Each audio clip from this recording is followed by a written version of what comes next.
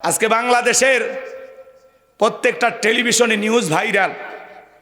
12 জোট ছিল, সেখানে 11 জোট, জামাতে ইসলাম সহ খেলাফতে মসজিদ সহ এগুলো না সব জায়গায় আলোচনা হচ্ছে, অনেক আলোচনা।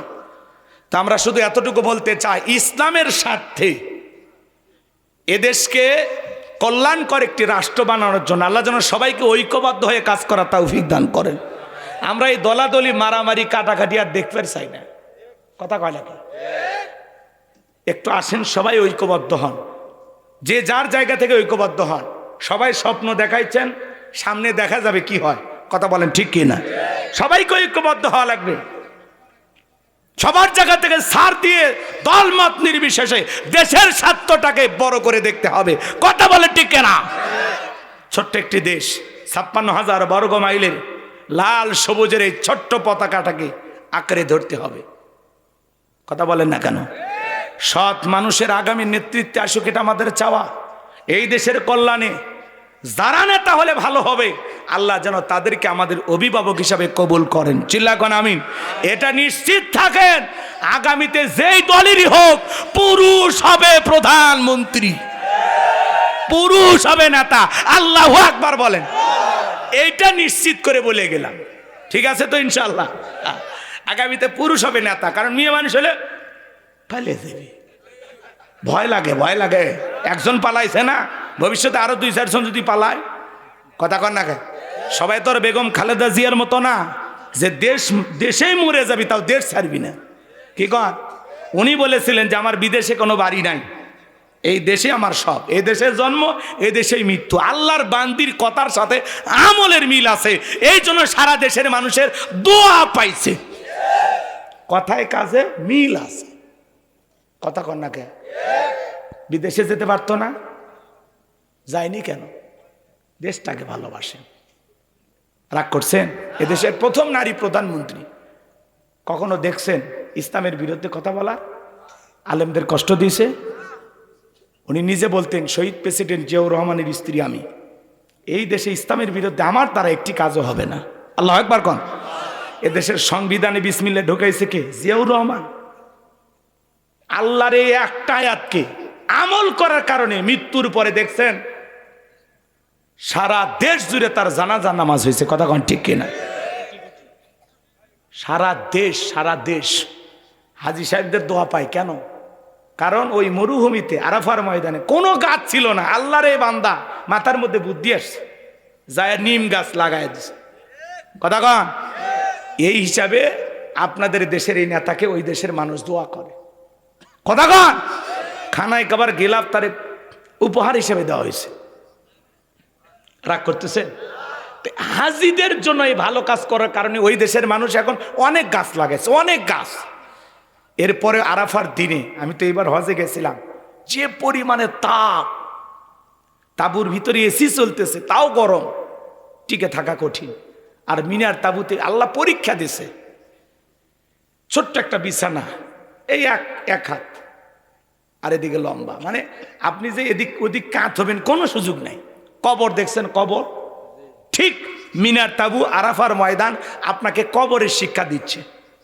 কি ধনী, কি রাজা বাদশাহ, সবার পোশাক একই। কথা বলেন না কেন? 2 টুকরা কাপড়। কথা কি বুঝতে পেরেছেন? এখান থেকে যদি কেউ মানুষ না হয়ে আসে, তাহলে মানুষ বানানোর পৃথিবীতে আল্লাহর কোনো জায়গা আছে কি না আল্লাহ ভালো জানে। এই কঠিন পরীক্ষা দেওয়ার পরে মানুষ এটা কেমনে ঘুষ খায়, কেমনে সুদ খায়, কেমনে অন্যায় করে, অপরাধ করে। কথা বলেন না কেন ভাই? রাগ করছেন আমার কথা? মিনার তাবু, আরাফার তাবু আপনাকে শিক্ষা দেয় যেটাই কবর, জ্যান্ত লাশ। কি প্রচন্ড গরম, কি তাপ,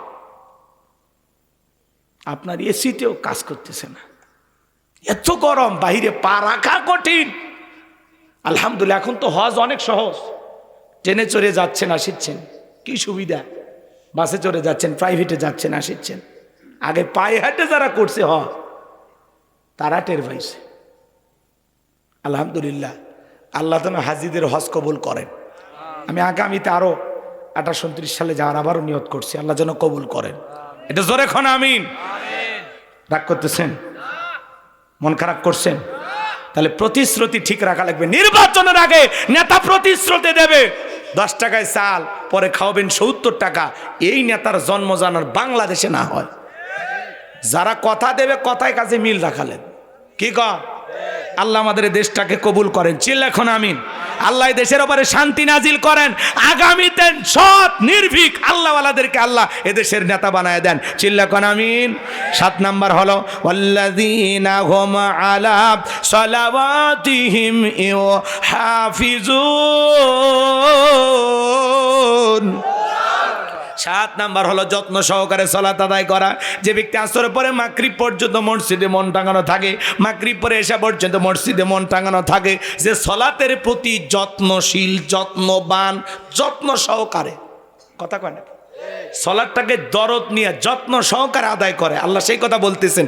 আল্লাহ 1 নাম্বার সালাত দিয়ে শুরু করলেন, 7 নাম্বার সালাত দিয়ে শেষ করলেন। তাহলে সালাতের গুরুত্ব কম না বেশি?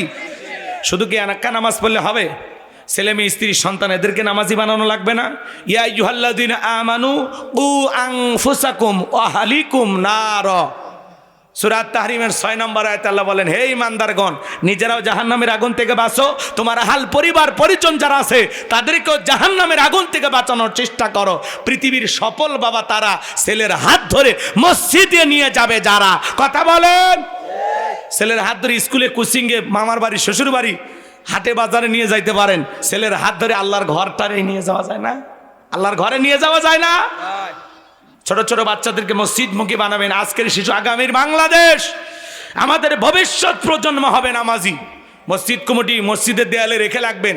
এখানে ছোট বাচ্চা আসলে চকলেট দেওয়া হয়। এলাকার যারা ধনী আছেন 2-4 বক্স চকলেট কিনে দিবেন, কথা বল। এটা ছোট বাচ্চারা মসজিদে যাবে। 40 দিন যে বাচ্চারা জামাতের সহিত 5 ওয়াক্ত নামাজ আদায় করবে, 40 দিন পরে সাইকেল গিফট দেন, স্কুলের ব্যাগ দেন, কথা কয় না কে?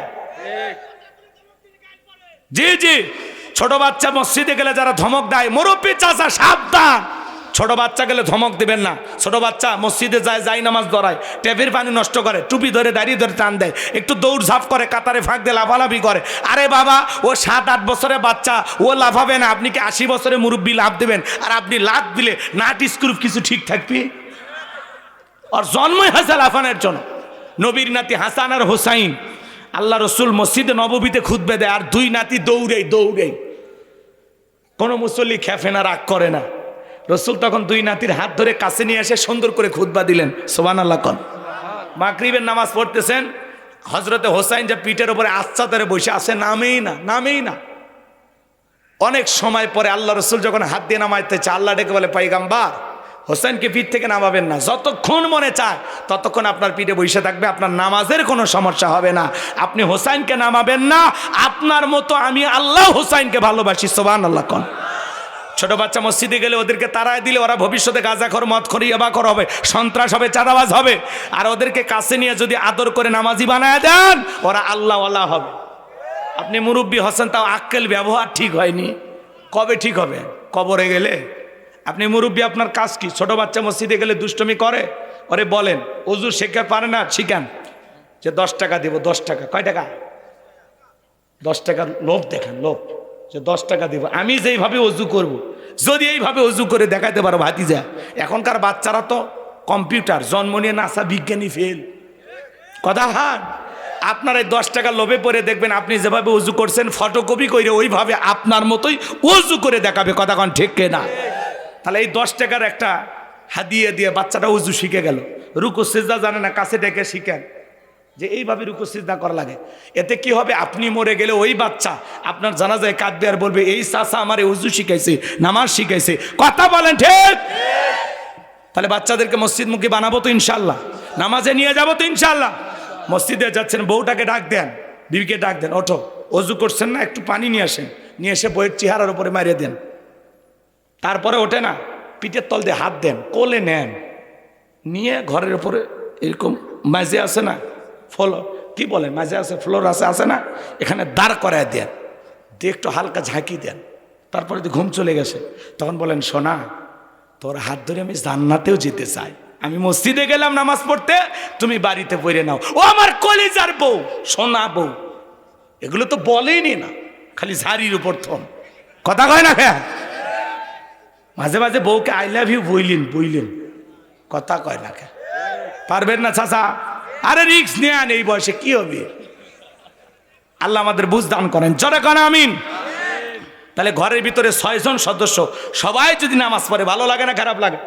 4 জন সদস্য সবাই যদি নামাজ পড়ে ভালো লাগে না খারাপ লাগে? এইভাবে যত্ন সহকারে সালাত আদায় করবেন তো ইনশাআল্লাহ। কারা কারা একটু হাত তুলে দেখেন তো দেখি। আল্লাহ বক্তা শ্রোতা উভয়কে এই 7টি গুণাবলীর উপরে আমল করা তৌফিক দান করুন। চিল্লায়ে বলুন আমিন। যদি আমল করতে পারেন, উলাইকা হুমুল ওয়ারিসুন আল্লাযীনা ইয়ারিসুনাল ফিরদাউস হুম ফিহা খালিদুন। আল্লাহ বলেন তারাই হবেন উত্তরাধিকারী জান্নাতুল ফিরদাউসের, সেখানে তারা চিরকাল বসবাস করবেন।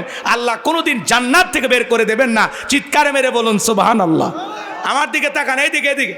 এতক্ষণ কি করছেন জানি না, আমার দিকে সবাই সবাই তাকান। 1 মিনিট। 1 নাম্বার, বিনয়ের সহিত নম্রতার সহিত আল্লাহর ভয়ে সালাত আদায় করা। 2 নাম্বার, জবান দিয়ে সে কথা বলবো যে কথা বললে সব হয়, সেই কাজ চালু করব যে কাজ চালু করলে সব হয়, সেই জিনিসগুলো কান দিয়ে শুনবো যেটা শুনলে সব হয়। এক কথায় সব আছে যেখানে আমরা আছি। ভালো কাজ করব, ভালো কথা বলবো, ভালোটা শুনবো, মন্দ কথা বলবো না, মন্দ কাজ করব না, মন্দটা শুনবো না। 3 নাম্বার, আল্লাহ সম্পদ দিলে, জাকাত দেওয়ার মতো অর্থ দিলে হিসাব করে প্রত্যেক বছর আমি একদিন জাকাত দেব ইনশাআল্লাহ। 4 নাম্বার, এই যৌবনকালের কঠিন সময়টা আমি আল্লাহর ইবাদত করে কাটাবো। 5 নাম্বার, আমানত রক্ষা করব, আমানতের খেয়ানত করব না।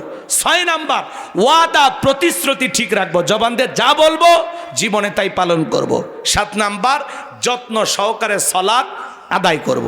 আল্লাহ এই আমলগুলো করা তৌফিক দান করুন। ওয়া আখিরি দাওয়ানা আনিল হামদুলিল্লাহি রাব্বিল আলামিন।